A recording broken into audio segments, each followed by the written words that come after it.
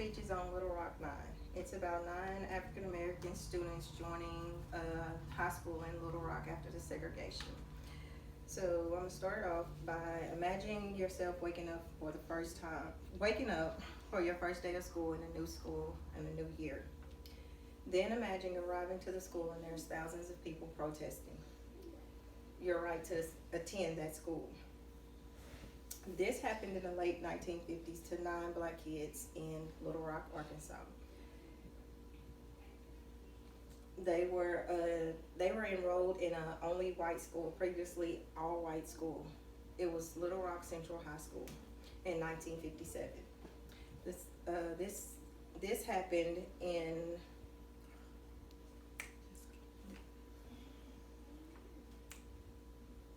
it was deemed unconstitutional by the U.S. Supreme Court to enlist the Little Rock Crisis, in which the 9 black students were initially prevented from going to this school.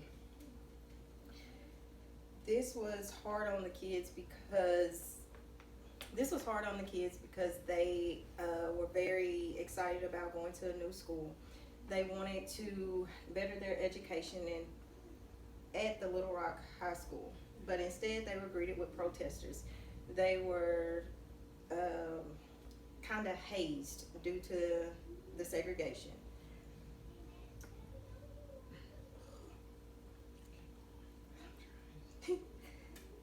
In that, the U.S. Supreme Court issued a Brown versus Board of Education. This decision was made on May the 17th, 1954.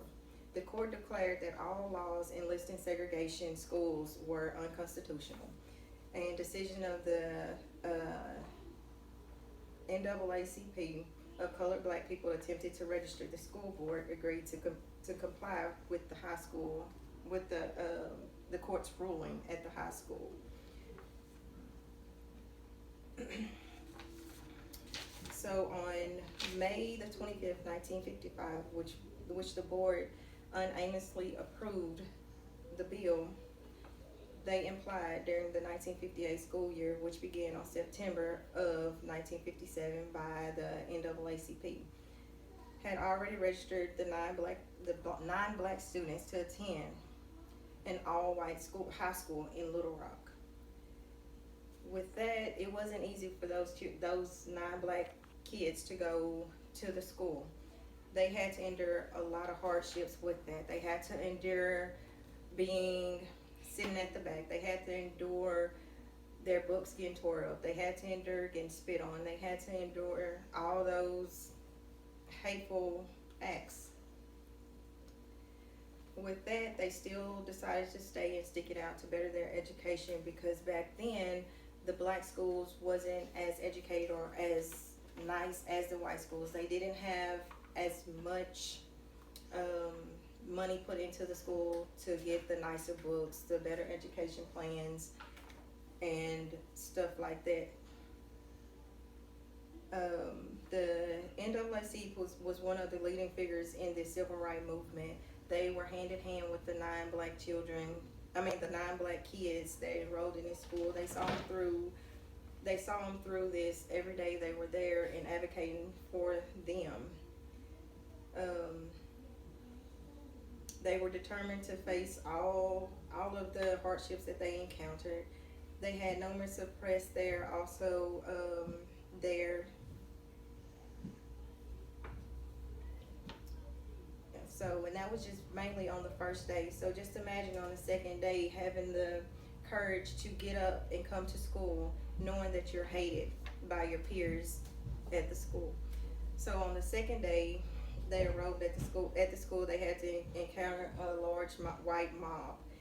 And the fourth day, they also had to encounter it. So in addition to them passing the law, it was soldiers. They had to enforce the hazing due to the 9 black students with 250 soldiers of the Arkansas National Guard.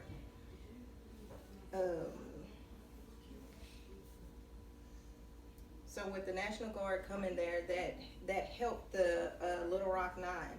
It basically prevented any more hazing due to them directly. They was there to kind of protect them and prevent the crowds from getting worse.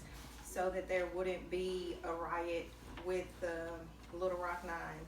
They were,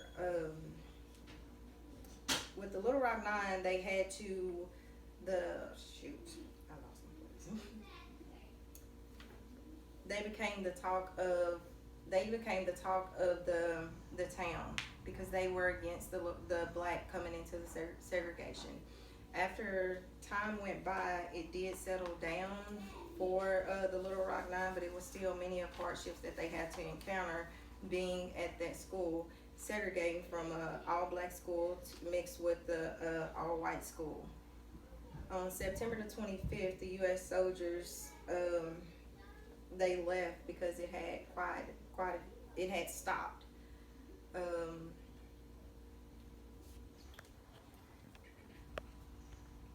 They faced physical and verbal attacks from the white students. The students at the Central High School, one of the students, Brown, fought back, was expelled because he stood up for himself and his right to not get hazed.